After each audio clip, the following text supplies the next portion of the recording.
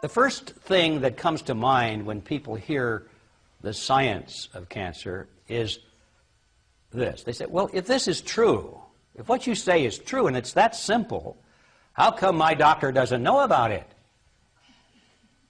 I mean, he went to medical school. He's a very smart guy. And I've known his family for years. He's a wonderful, principled person. He wouldn't deliberately hold back a control for cancer, and indeed, he's not. So the question is, how come your doctor doesn't know about this? Or worse, how come your doctor tells you to run for your life, stay away from this because it's quackery, and he thinks he's doing you a favor by telling you that? Why is this? How did this come about? Let's pick up the story and see how these interests captured control of the American medical establishment. The mechanism that they used to do this was brilliant. They used the tax-exempt foundations.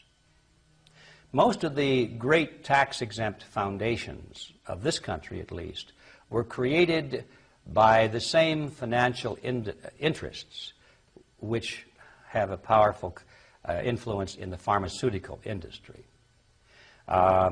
We're talking about the Rockefellers, the Carnegies, and people like that. And what they did is they used the tax-exempt foundation, some of which they created themselves, and some of which they took over, which is not too difficult to do if you have a lot of money. And the tactic, as I mentioned, was pioneered by Rockefeller and Carnegie. So they started a campaign to do philanthropy. They figured if you can give away money for public causes, and these causes are viewed as good, why then people will like you. For Pillsbury, who had a particularly bad reputation in the community, this fellow Gates said, look, Mr. Pillsbury, let's go into the community and we'll do something called matching funds. You will put up $1 for every dollar that can be raised by the citizens themselves in the community for this hospital or for this library. He said, now the advantage of that is you get a lot of people working with you, and they view themselves as on your team. And so they're out there raising money, and they're mentioning your name. Every time they raise a buck, they're mentioning your name, and they become your publicity agents in a way. And they have an affinity to you because now they're working with you. And so you have all of these people working for free for you, raising money, and you only put up half the money that you would have ordinarily.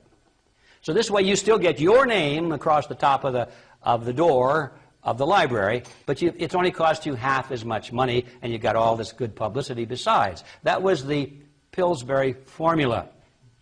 Rockefeller saw that, and he hired Gates immediately. He says, you got to come to work for me, and he did. So this fellow Gates was largely the genius behind so much of this strategy. And it's what they called efficiency in philanthropy. That was their phrase for it. How to give away money efficiently, meaning how do you get back money? How do you get back more than what you give away? This has been the stratagem that has been used by so many of these people for many years, and the public has not really been aware of it. It's certainly true in the field of pharmaceutical research, which is, we're coming to that now. So now, for each dollar donated, you get back at least $2 and more in profits, and that's efficiency in philanthropy. Now let's put that into focus in terms of cancer research. The takeover of the medical industry was accomplished by the takeover of the medical schools, and this was done with efficiency in philanthropy. Before 1910, the state of medicine, the practice of medicine in America was quite mixed. There were a lot of excellent doctors, a lot of excellent institutions, and there was a mix of homeopathic doctors and allopathic doctors and chiropractic doctors and doctors of all different schools of thought. Many of them were excellent, but some of them were quacks. Some of them had no training whatsoever, and it was easy to get a certificate to put on your wall. There were literally diploma mills. You could write in, and for a few dollars you could get a diploma and you could be a doctor. And so there was a lot of abuse going on in the medical field at that time. And the public was aware of it. Congress was aware of it. Everybody wanted to do something about it. But what are you going to do about it? Well, the people that we're talking about, Rockefeller and Carnegie in particular, came to the picture and said, we will put up money. We will solve the problem. And so they hired a fellow by the name of Abraham Flexner. And in 1910, Flexner produced what was called the Flexner Report, which was widely circulated, in which he identified the problems and the weaknesses in American medicine and suggested that the schools of this country be completely made over and the standards be increased and that the funding be increased. And this was the solution, money, of course. Then the people who paid for Flexner to do this report offered the money. They offered tremendous amounts of money to the schools that would agree to cooperate with them. What did they ask? Not very much, really. They had what they called a triumvirate, 3 men, primarily. There was Abraham Flexner, his brother, Simon, I think it was Simon Flexner, and Fred Gates. He was the one I mentioned before who was the mastermind behind the strategy. Those 3 men, called the triumvirate, the donors said to the schools, we're giving you all this money. Now, would it be too much to ask if we could put some of our people on your board of directors to see that our money is being spent wisely? Well, when somebody's offering a starving school, a struggling school, a couple of $1 million, and all they ask in return is that some very well-known and prestigious individuals be added to your board of directors, the answer in many cases is yes, we'd be honored to have these people on our board of directors.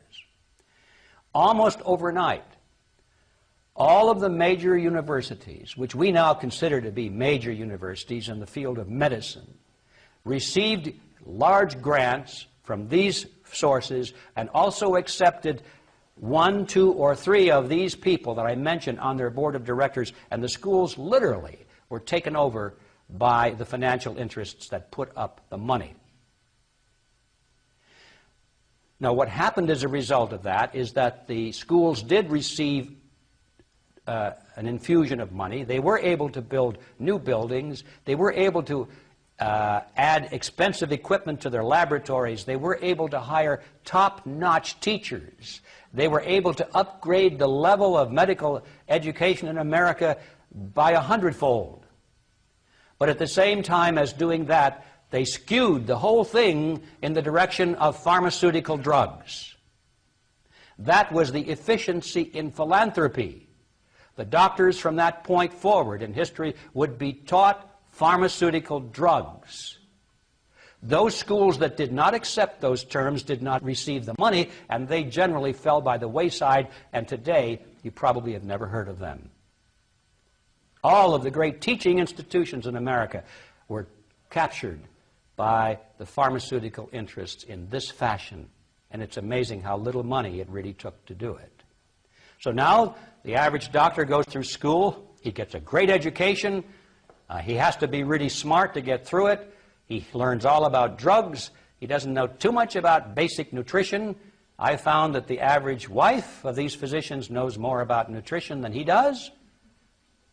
But they sure know their drugs. And if you go to your typical doctor today, I don't care what it is, chances are you're going to walk out of there with a prescription. Why? Because that's what he has been trained to do. Drugs are the treatment of choice. Now, this is how it came to pass, ladies and gentlemen, and you need to know it.